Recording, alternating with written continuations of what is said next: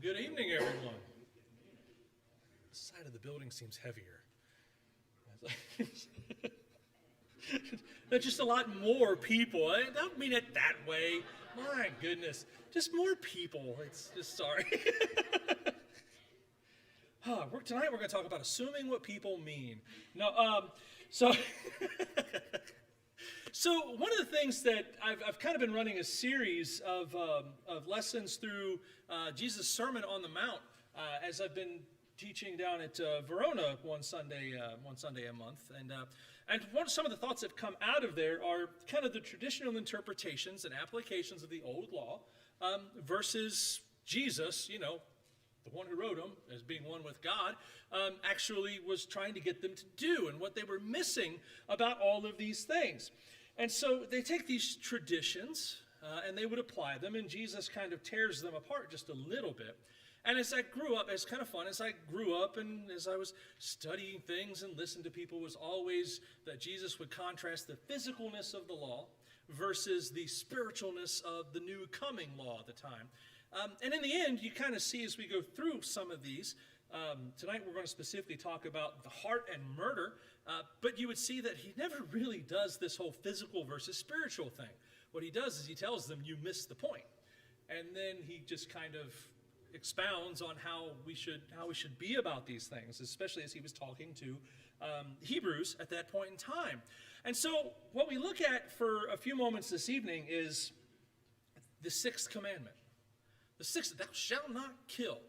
And what you find is him saying in Matthew chapter 5 and verse 21 starting, he says, ye have heard that it was said by them of old, thou shalt not kill, and whoever shall kill shall be in danger of the judgment. Okay, great. Don't kill. Good idea. I like it. But they were missing the point, because actually the hint law was, what was the punishment for killing someone for murder? Well, they murdered you back. That's how that worked, right? Eye for an eye, tooth for a tooth, life for a life. But here they had kind of watered it down. Well, you're in danger of having to go to court if you kill somebody, so don't kill anybody. But they were really missing the point, and Jesus brings this out to them because they were, looking at it and saying, well, if you murder, you're in the danger of the judgment. You might have to go to court over this. But they never took it as far as it should have been taken. First off, right on the surface, you murder, you're executed. That was the law of things. But more than that, they didn't really apply the law as it should have been applied within its context and within its wholeness. And so what I want to look at this evening, again, for just a few moments, is not necessarily murder itself, but apply that to the relationships that we have with each other, with people around us, within our families, at work, those kinds of things. Because what we really find, as I catch my notes here again, is that, murder is wrong. We understand this. But if we go back to Proverbs chapter 6, we find that God hates. It's an abomination to him when we find hands that shed innocent blood. Totally agree. Can't mess that one up at all. Hands that shed innocent blood. They're an abomination. He hates that. But also, when we keep reading, he says, also a heart that devises wicked plans, or one who sows discord as among brethren. And so when we look at it, those things being true, putting those things in context, what we find is the law should have been applied accordingly. It's not about murder. It's about how we treat each other, what we think of each other, what we're doing for each other, what we're doing against each other, kinds of things. And so as Jesus talks about it, he says, well, if you're angry without a cause, you're in danger of the judgment, right? You're in danger of the local courts throughout the area. You call your brother Raka, or blockhead, moron, idiot, an insult along those lines. You're in danger of the council. At that point, it's probably more than likely speaking about the Sanhedrin council. And then he goes even so far as the one who says, you fool, is in danger of hellfire, or Gehenna, the place of everlasting torment, as he talks about in Mark chapter 9, verse 43 starting. But when we look at it, it says they fell short of what it should have been applied by, and we got to do better. We have to do better because he tells us that our righteousness has to exceed their righteousness, which means we got to do better than they did, as we've said before. But what he does is he emphasizes the serious nature of the emotions that we have and the relationships we have and how those emotions affect those relationships. I don't have to kill you to do wrong by you. I don't have to be murdered to have somebody have done wrong against me. So in Matthew chapter 5, starting in verse 23, he says there that, therefore, if thou bring thy gift to the altar, and there rememberest that thy brother hath aught against thee, leave there thy gift before the altar, and go thy way. First be reconciled to thy brother, and then come and offer thy gift. Agree with thine adversary quickly, whilst thou art in the way with him, lest at any time the adversary deliver thee to the judge, and the judge deliver thee to the officer, and thou shalt be cast into prison. Verily I say unto thee, thou shalt by no means come out thence, till thou hast paid the uttermost farthing. He goes so far as to say that if we don't have the proper relationship with each other, with those around us, it is impossible to have that proper relationship with God. Do not come try to worship me and give me a gift if you can't even agree with your brother. A very serious thing when you think about it.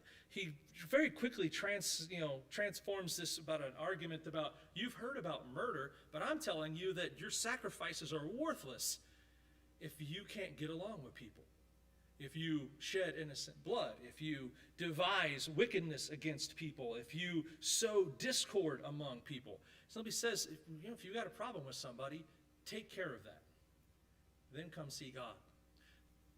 We talked especially about the sacrifice. How often do we think about, how much work and how much planning? As we've been talking through Leviticus a couple of times and a couple studies in Leviticus, and talking about the sacrifices and how much work and how much planning you had to do and what that would cost somebody. And could you imagine having done all that work, getting up there, you're like next in line to have your animal slaughtered, and suddenly realize, Neville and I have a problem right now. We're not getting along, and I think I've wronged him. Pick up my goat and I get out of line. I got to go talk to Neville. I don't get to say, because it's a meaningless sacrifice at that point. And he puts a lot of emphasis here on how we think about each other, how we treat each other, what we're doing for each other, what we're doing against each other, and how important that is in the relationship. Because it started with murder, and he ends the conversation with, why aren't you taking care of each other? Why aren't you loving each other? What he says there is, you go repair your strained relationship before coming to God. And Matthew chapter 5 and 1 John chapter 4 and verse 20, he says, if a man say, I love God, and hateth his brother, he's a liar. I don't know how we get that one wrong sometimes, all right? If I love God, but Neville guy, I'm lying, right? It doesn't happen. For he that loveth not his brother, whom he hath seen, how can he love God, whom he hath not seen? It does us no good to talk about how much we love God, how much we love his word, if we're not willing to love each other, if we're hating each other, if we're doing evil to each other. He even says there the idea to make quick amends, right? It's not even the idea of being thrown in prison, but that's kind of a nice threat when you put down to it. Think about how many times that we've known people, or maybe ourselves have been the person who just let anger over how somebody wronged us fester and turn into something just awful, hatred. How many times can you think of stories? I don't know, I see a lot of these, little story things that I really can't stand them, but they pop up every once in a while. But how somebody killed somebody and you never have expected it, but it turns out it was just a short line of wrongs done against them, and all they did was sit and think about how terrible they had been wronged, how awful this was, and eventually this turned into hatred. This turned into murder, attempted murder. People hiring a hitman to kill their husband, kill their wife, whatever the case is. Lots of things are done out of anger. So what does Jesus tell us? Take care of your anger quickly. More importantly, he says, take care of your anger before you come to me. When we go to offer our sacrifice, are we walking into worship and singing with this happy heart about how wonderful heaven is and how awesome God is and how great things are and how awesome it is to be forgiven, and I still haven't forgiven Neville yet for whatever it was that he had done to me 8 weeks ago that he didn't even know he did. It's a human fault we have, and we have to watch out for that, because what does Jesus tell us? Our sacrifice is worthless. our worship is worthless. Our relationship with God is not what it should be because our relationship with our brother is not what it should be. If it be possible, as much as lieth within you, live peaceably with all men, in Romans chapter 12, verse 18. Avenge not yourselves, but give place unto wrath. Vengeance it is written that vengeance is mine, I will repay, saith the Lord. Therefore, if your enemy hunger, feed him. If he thirst, give him drink. For in doing so you shall heap coals of fire upon his head. Be not overcome of evil, but overcome evil with good. Are these not excellent ways to think about how we treat each other? It doesn't matter if I want to pick on him all night long. It doesn't matter if he wronged me. If he's hungry, I'm going to feed him. If he's thirsty, I'm going to give him something to drink. He needs a ride somewhere, I'm going to give him a ride somewhere. We're going to work this problem out, because the problem is if I'm sitting there holding all this anger in my heart over something that he's done, everything else that I try to do when it comes to my service to God is pointless. Jesus said, don't bring it to me. I don't want it. It's not your time for that. Go fix the relationship we have. And so Jesus does an excellent job here, as he always does, of taking the subject, looking at murder and bringing it down to its heart. Not the physical of the old law and the spiritual of the new, but the root that was always there, that God hates hands that shed innocent blood, as well as the heart that devises wickedness. The brother that or the person who sows discord against their brother. These are things he can't stand. Are we letting that discord fester? Are we letting that hatred fester? Am I devising plans? Like, it'd just be wonderful if he get hit by a train this afternoon. People think terrible things, and it doesn't even have to be that bad. You'll notice he doesn't grade it with, if you think of ways to murder them, that's terrible. But if you think of ways to maim them, it's kind of all right. No. Hearts that devise wickedness. So we're looking to, again, keep our relationship together. It's that important that our relationship with each other is that even simply, Jesus says, just go. I don't need your sacrifice right now. It does nothing. Harsh when you think about it, but really he's getting to the heart of it, because we have to love our brothers and our sisters. If we don't, whom we can see, then how can we say that we love God? So there's a twofold piece to tonight's invitation. One, if we are not at peace with God, we've disappointed him, we've never been at peace with God, we have an opportunity to fix that this evening.